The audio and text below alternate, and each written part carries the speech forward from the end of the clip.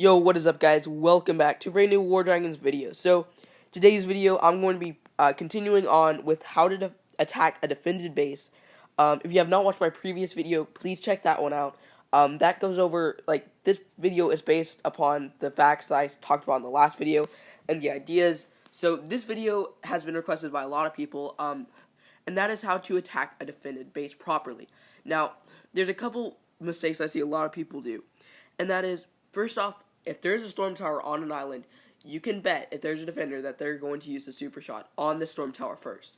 That's because so many people, and the whole reason is because so many people have made the mistake of attacking towers, and they know that they're, especially for hunters, you're going to waste all your energy on attacking buildings. That storm tower, if it procs, is going to be defending. So you can't use your tap shots. And basically that means that people will just use Storm Tower every single time. So when you're attacking base and you know there's a Storm Tower, especially in war, scout out the base. Figure out where those Storm Towers and red and blue mages are. That's really going to be crucial when you're trying to do a war attack. So if you see a Storm Tower, kill that first, because you can bet anything that they're going to be using it. In fact, I'll actually just go and show you really quickly how exactly this works. Now, this is not going to be a successful defense, by the way.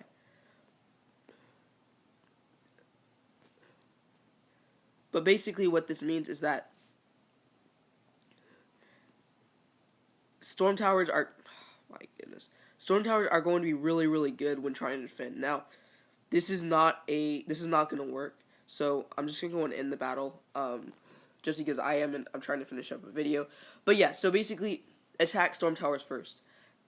Next on the list, now, depending on if you're using Nightshade and there's only a red mage, it's very susceptible to using Cloak when the red mage super shot hits. So if there's a super shot and you have, let's say, Nightshade or another dragon with Cloak, and there's not a blue mage around, use Cloak as soon as you see that super shot coming at you, because that will make sure that it doesn't hit you and you can use your rage. So, step number 2 when attacking. If there is, let's say, just a blue mage, or even a blue mage and a red mage, and you have invert or reverse projectiles, use that to make sure you don't lose your rage. That's true for any situation. Now, obviously, if there's a blue mage, let's say right here, you can't use Cloak. But that's going to be really crucial, especially when attacking with hunters. They need their rage to use their spells, and also with warriors and sorcerers. So, trying to attack a defended base, you want to use that. That will really mess up the defenders, and especially since they don't have a lot of super shots to use, they basically just wasted a super shot here. And also wasted a super shot here if you kill that first. Your next target will really depend on two things. So, obviously, kill the blue and red mages after you kill the storm towers. Unless, and this is if this is pulling back to shoot one of the fireballs, which, by the way, do an insane amount of damage, just from one shot, kill the fire turret first. Every single time. The fire turret will do a ton of damage, really quickly. And if the super shot, and most defenders will use the fire turret super shot third after they do the mages and the storm tower, because it increases the damage. And on islands like this, where these are super high level towers, your dragon will take severe damage from this fire turret if it procs, which, like I said in the last video, multiplies damage dealt to the dragon for the buildings nearby. So think about that. Multiplies the damage, which is probably more than 2 times as much. Your dragon's going to die really quickly, especially when you have a high-level ice turret, which does continually massive damage. So knock out these next. Now, after that, it really depends. So if you're using Tyrant or any dragon that has a shield, you're going to want to knock out these cannon towers. And obviously, guys, this order of tower types to kill first depends on if you have a resist. So if you have a resist to fire turrets, then first knock out the ice turrets, then the cannon towers, and then the ice turrets.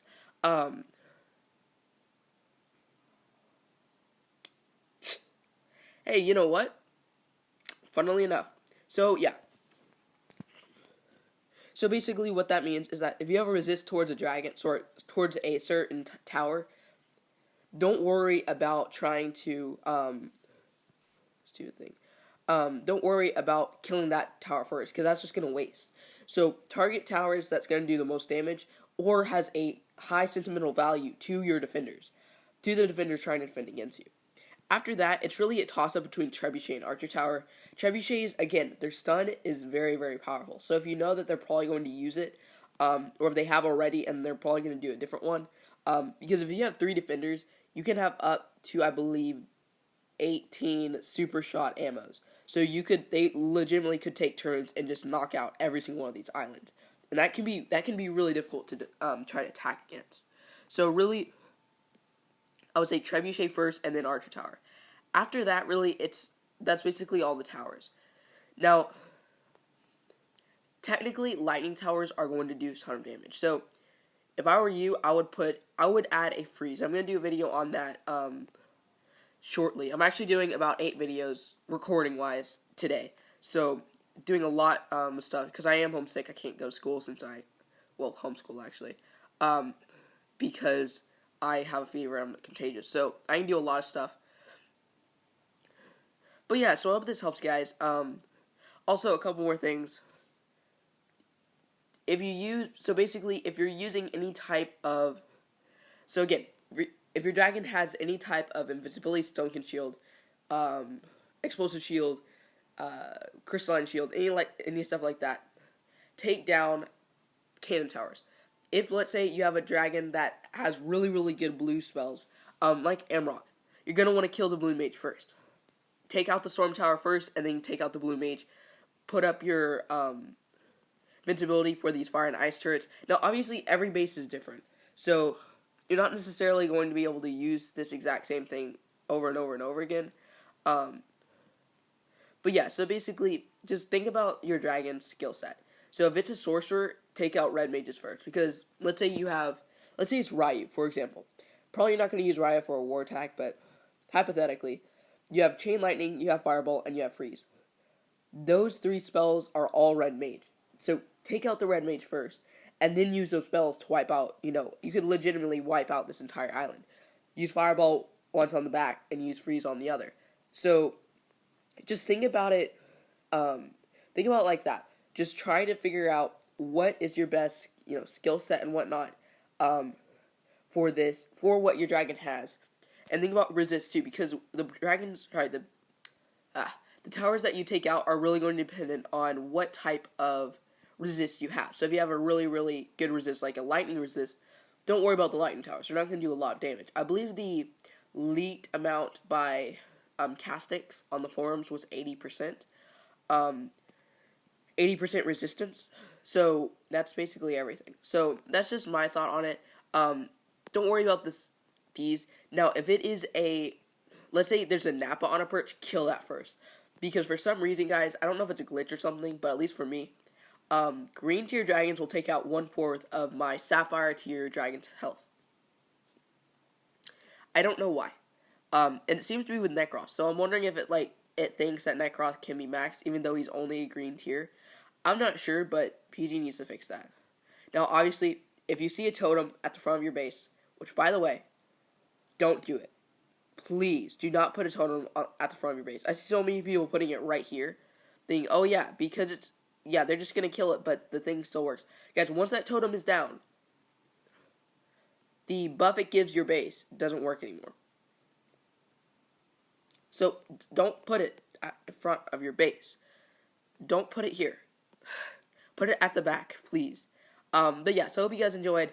If you found this useful, leave a like down below. Remember, I base everything I do on the likes. Obviously, it does nothing for, how well the video does.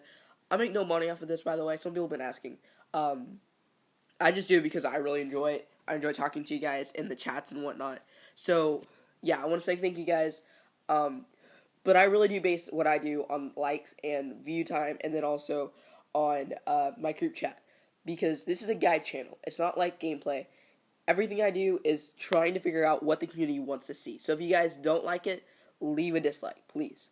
And that's really, I'm not going to get offended if there's 20 dislikes, I already have Grayson to do that for me if I want dislikes. But, yeah. So, I hope you guys enjoyed. If you found this useful, leave a like down below. If you have any comments or concerns or anything like that, let me know down below. If you guys have any suggestions for other videos, leave them in the comments. I will see that a lot better if you send me mails in game, because I do have a ton of yeah. So basically, I get a ton of emails right now from a lot of people, and every single video I'm doing today is legitimately subscriber requested. And there's like 10 videos. I have a document open right now of videos I need to do. So yeah, so hope you guys enjoyed, and if you have any suggestions, let me know, and I will try to do that today, actually. So I'm just recording videos for the next 3 hours. So yeah, hope you guys enjoyed, and I will see you guys next time. Thanks for watching, guys.